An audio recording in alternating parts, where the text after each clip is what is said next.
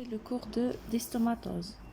Donc le plan de cours, l'introduction, épidémiologie, la clinique, le diagnostic et le traitement. On commence par l'introduction. La dystomatose est une anthropozoonose due à trématode, la douve ou bien la dystome. Les trématodes sont des vers plats non segmentés selon l'espèce de l'épithélium détractus. Les dystomes peuvent agresser biliaire, bronchique, digestive et vont donner soit dystomatose hépatobiliaire, dystomatose pulmonaire et dystomatose intestinale. Dans la phase d'invasion d'une dystomatose hépatique à Fasciola hepatica, les manifestations rencontrées sont l'urticaire, hépatomégalie et périosonophilie supérieure à 1000. Dans la phase d'état de dystomatose, parce que dans ce cours, on va détailler seulement la dystomatose hépatique à Fasciola hepatica. Donc, la phase d'état caractérisée par des signes de fièvre, de l'air de l'hypocondre droit, des signes d'angiocolite et syndrome de rétention biliaire et une hyperisonophilie inconstante. Donc, comme j'ai déjà dit, on va détailler les dystomatoses hépatique à Fasciola hepatica uniquement. Donc, on va commencer par l'épidémiologie, l'agent causal, Fasciola hepatica. C'est une pâte helminthe de type trématode et la grande douve du foie. L'adulte mesure 3 cm de longueur et 1 cm de largeur. Pour l'épidémiologie, est un parasite, est un ver qui est cosmopolite. Bon, pour le cycle, l'hôte définitif sont les bovins, les ovins et accidentellement l'homme. L'hôte intermédiaire, c'est le mollusque aquatique, la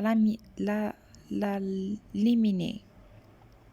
Donc, la douve adulte est un parasite fréquent des bovins et des ovins implanté dans les canicules biliaires et elle pond des œufs émis dans les fessées des animaux.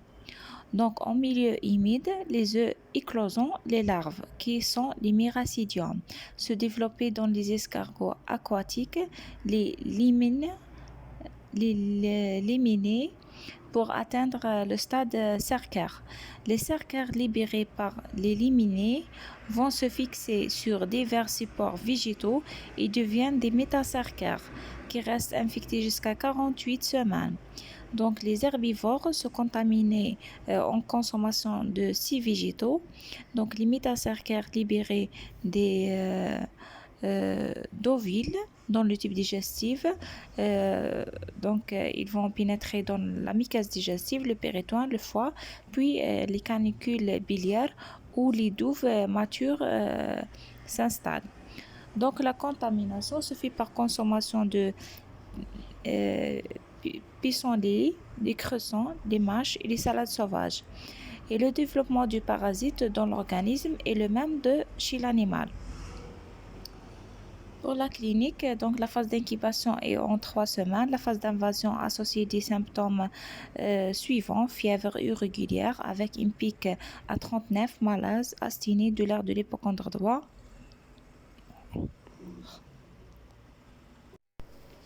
Et bien de l'épigastre, éruption, urticaire, hépatomégalie, parfois une splénomégalie.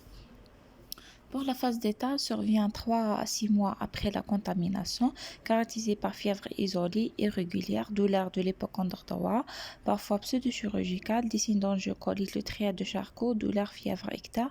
À l'examen, on note inconstamment hépatomégalie. On a aussi des formes asymptomatiques découvertes lors d'une eosinophilie. Des formes chroniques caractérisées par sclérose des voies biliaires et des cirrhoses biliaires ont été décrites chez les patients porteurs chroniques du douve. Donc, pour le diagnostic, comme d'habitude, basé des arguments épidémiologiques, cliniques, biologiques, puis le diagnostic de certitude. Donc, des arguments épidémiologiques, la notion de consommation d'un aliment contaminé, cliniquement hépatomégalie, douleur abdominale, biologiquement l'hyperéosinophilie, dans la phase d'invasion caractérisée par hyperéosinophilie supérieure à 1000, association de syndrome inflammatoire, un bilan hépatique qui n'est pas constamment perturbée.